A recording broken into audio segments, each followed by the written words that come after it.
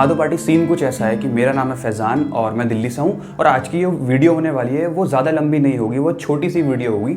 अनुपम मित्तल को आप सब लोग जानते ही हैं। अनुपम मित्तल जो कि शार्क टैंक में एक शार्क भी रह चुके हैं और जो कि शादी.com के फाउंडर हैं। लेकिन फिर भी मैं आप लोगों को बता देता हूँ कि अनुपम मित्तल ने शादी.com की स्टार्ट 1997 में की थी। हालांकि 1997 में शादी.com का नाम शादी.com नहीं था, उसका नाम सगाई.com था। अनुपम मित्तल ने फिर बाद में 1999 में सगाई.com का नाम चेंज करके शादी.com कर दिया था।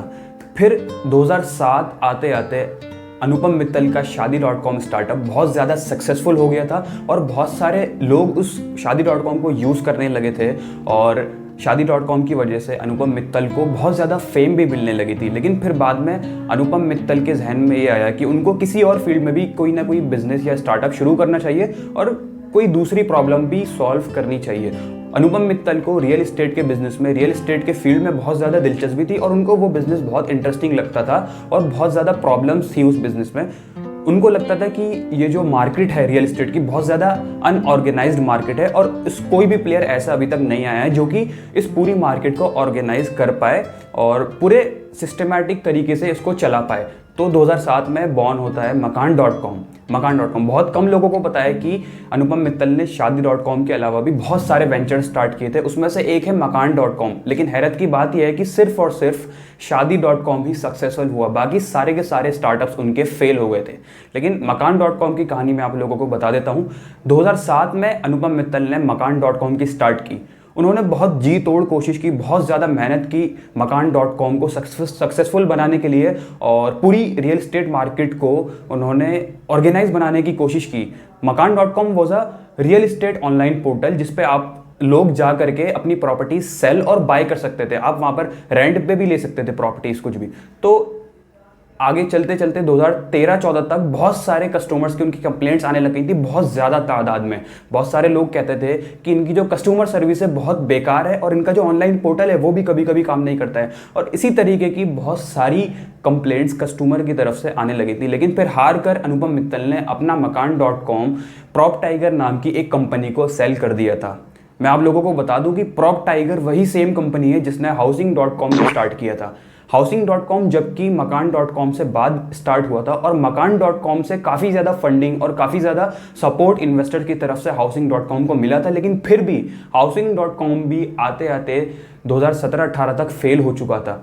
हाउसिंग.com को तो इतने बड़े बड़े इन्वेस्टर्स बैक कर रहे थे जैसे कि सिकोया कैपिटल के बारे में ये कहा जाता है कि अगर सिकोया कैपिटल किसी भी कंपनी को, किसी भी स्टार्टअप को बैक कर ले, किसी भी स्टार्टअप को फंडिंग दे दे तो उस स्टार्टअप के 90% से भी ज़्यादा चांस होते हैं कि वो स्टार्टअप सक्सेसफुल होगा। लेकिन फिर भी हाउसिंग.com फेल हुआ। हाउसिंग.com भी एक टाइम पर जो वैल्यूएशन हो गई थी हाउसिंग.com की वो $250 मिलियन तक पहुंच चुकी थी।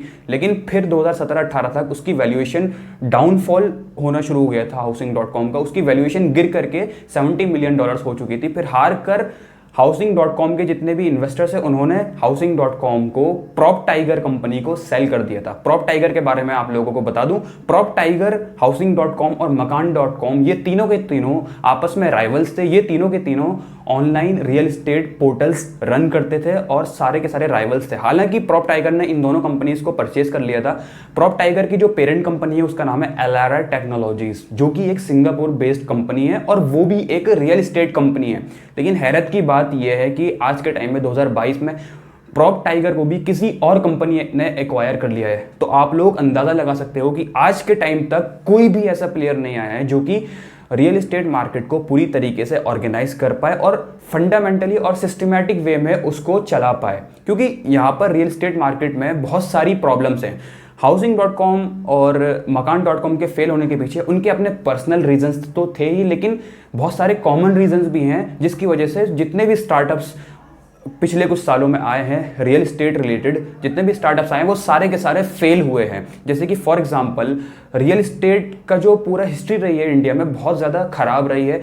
कुछ जगह तो रियल एस्टेट के जो ROI रिटर्न ऑन इन्वेस्टमेंट होते हैं वो सिंगल डिजिट तक में होते हैं और कुछ जगह ऐसी भी हैं जहां पर रियल एस्टेट के ROI है वो नेगेटिव तक में है। और बहुत सारी गवर्नमेंट की तरफ से भी प्रॉब्लम्स हैं। जैसे फॉर एग्जांपल अगर कोई under development, under construction property होती है उस पर भी गवर्नमेंट बहुत ज़्यादा टैक्सेशन लगाती है और इसी तरीके की बहुत ज़्यादा कॉमन प्रॉब्लम्स रियल एस्टेट की मार्केट में आज के टाइम में मौजूद है। तो पार्टी ये था आज की वीडियो में। अगर आपको इसी तरीके की फैक्चुअल बेस्ड वीडियोस पसंद आती हैं तो आप मेरे चैनल को सब्सक्राइब कर सकते हो, क्योंकि आने वाले टाइम में मैं ऐसी बहुत सारी वीडियोस अपने चैनल पर लाने वाला हूं। और अगर आपके जहन में कोई भी इंटरेस्टिंग टॉपिक आता है और आपको लगता है कि मैं उस पर वीडियो बना सकता हूं, तो आप उस टाइटल को, उस टॉपिक को कमेंट बॉक्स में कमेंट करके बता सकते हैं। मैं उस टॉपिक को ज़रूर कंसिडर करूंगा और उस पर वीडियो बनाने की बिल्कुल कोशिश करूंगा। मिलते हैं नेक्स्ट वीडियो में। टिल देन स्टे टन टनाटन।